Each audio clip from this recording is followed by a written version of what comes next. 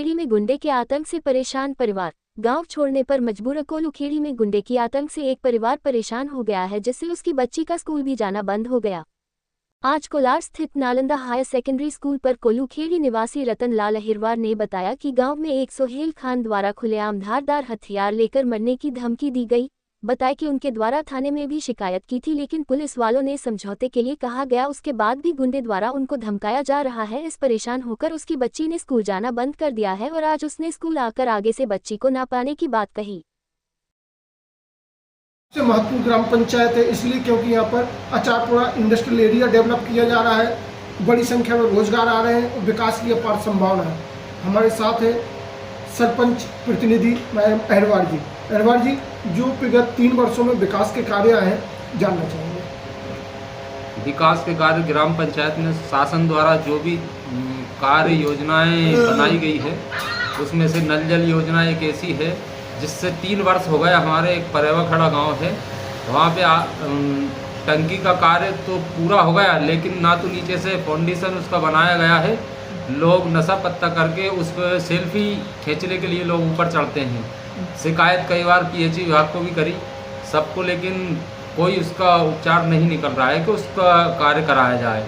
इसके अलावा एक दूसरा हमारी ग्राम पंचायत में आता है हज्जामपुरा, जिसमें आवेद कॉलोनियाँ बीरू ठाकुर द्वारा चलाई जा रही है, जिसमें और एक और है कामिल भाई की, जो कि ग्राम पंचायत से कोई अनुमति भी नहीं है। इसके अलावा शासन के पास भी, यहाँ तक कि मैंने मुख्यमंत्री साहब को वल्लभ भवन में भी चिट्ठी लगाई है, लेकिन उसका भी कोई अभी तक समाधान नहीं हुआ। और ये है कि बगैर अनुमति की बड़ी बड़ी बिल्डिंग या आरसीसी रोड डल रहे हैं, लाइट के कार्य चल रहे हैं, जिसमें सरपंच की कोई। सरपंच साहब, जब से आपने 3 साल से कार्यकाल संभाला है, उसके बाद जो कॉलोनियों का यहाँ डेवलपमेंट हो रहा है, कॉलोनियाँ कट रही हैं, तो ये क्या आपसे अनुमति लेने नहीं आती एनओसी?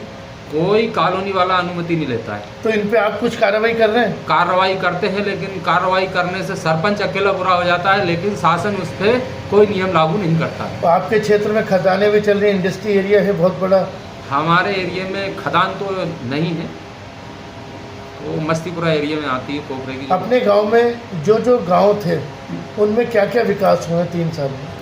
हमारे तीनों गांव में वैसे तो नाली का भी निर्माण हुआ है, आरसीसी रोड भी निर्माण हुआ है। तीनों गांव में पानी नल जल योजना की टंकियां बन गई हैं, बाकी 2 गांव में पानी नहीं पहुंच पा रहा। सरपंच साहब, कितने लाख का काम हुआ अपने? यही लगभग 28 लाख के आसपास काम हुआ। अच्छा, अपना जो विधायक निधि और सांसद निधि का बजट मिला अपने को? सांसद निधि नहीं आई अभी, विधायक निधि आई है, जिससे हमने सामुदायिक शेड बनाया है एक। अच्छा, अति गरीब और गरीब कितने हैं जिनको राशन कार्ड से सुविधा अपने को मिल रही है? अब ये तो लगभग 250 से ऊपर है। राशन कार्ड कितने गरीब रेखा है? 250 से ऊपर ही गरीबी अच्छा, रेखा है। 250 से। और हाँ। निराश्रित पेंशन और अपना ये जो गरीबी, वो जो विकलांग और विधवा महिलाओं को जो पेंशन दी जाती है, तो कितने लोगों को सुविधा मिल रही है? 60 के करीब तो पेंशनधारी हैं। अच्छा, क्योंकि जैसा आपने बताया कि यहाँ पर चूँकि इंडस्ट्रियल एरिया हो रहा है व्यवस्थित, यहाँ पर बाकायदा एक शासन से अनुमति के अनुरूप यहाँ पर विकास हो सके, शासन को भी इस पर ध्यान देना चाहिए, जिससे अवैध कॉलोनियाँ बेतरतीबनापन पे, उसके लिए भी शासन या जनपद पंचायत जो आपकी है, उस पर कोई ठोस कार्रवाई की विशेष योजना इस क्षेत्र के लिए बननी चाहिए। जी सर, ये तो बनना चाहिए, क्योंकि यहाँ पे औद्योगिक क्षेत्र की जितनी भी परमिशन जो है कि ग्राम पंचायत से मिलना चाहिए थी, वो भी आजकल MPIDC दे रही है कि ग्राम पंचायत के कोई उद्देश्य नहीं है। तो इसमें फिर जैसे यहाँ के क्षेत्र के जो युवा हैं, जिनका आपने वादा किया था जैसे चुनाव के समय भी कि यहाँ अचारपुरा आएगा तो हम यहाँ पर रोजगार मिल पाएगा, गाँव के बच्चे और प्रतिष्ठित हो पाएंगे, तो उसकी क्या स्थिति है? क्योंकि सरपंचों का हाथ में विकास के लिए कुछ बता ही नहीं।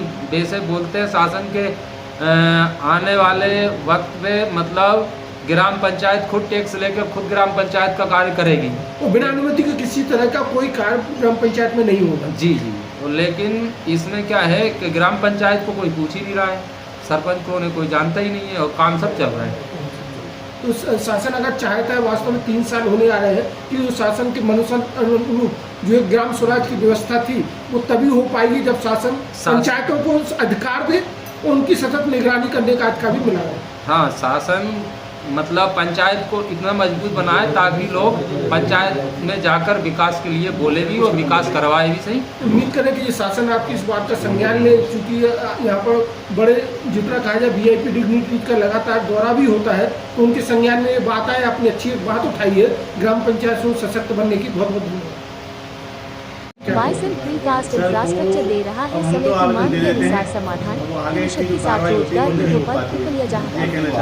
क्या लगता है आपको पंचायत जो ये सरकार की योजनाओं की लीड है, मांग तेजी से बढ़ रही है। पंचायत जो है वो सरकार की लीड करती है, बल्कि उसके बाद भी लीड करती है कि कार्यक्रम जो समझ रही है अपने आप भी किया जा सकता है। व्यक्ति के ऊपर वो समझ नहीं पाता, जैसे सरकार का पूरी योजनाओं का लाभ व्यक्ति तक पहुँचाना करे, और योजना पूरी हो नहीं रही है, कुछ जानकारी नहीं मिल पाती किसी व्यक्ति को, तो ले जाता है। क्या लगता है आपको कि कहाँ वो कमी रह जाती है जो तक बात नहीं पहुँच पाती? इसके साथ ही टेम्पररी मकानों के लिए जनप्रतिनिधि उद्योग का तो ये है कि हम गाँव तक भी जाते हैं, घर जाते हैं, लोग बोलते हैं कि आप आइए हमारे पास आइए, हम योजना का लाभ बता दें, मगर किसी कारण वो गरीबी के कारण ले जाते उच्च शिक्षा प्राप्त तो उनकी जो गरीब समस्या कैसे दूर होगी? करीब 25 लोगों को रोजगार प्रयास तो कर रहे हैं सर, हम जिससे पूरी क्षेत्रीय आर्थिक विकास को भी बढ़ावा मिल रहा है। अश्विनी मिश्रा का मानना है कि ये समय की मांग है कि हम स्वयं उद्यमिता में आगे बढ़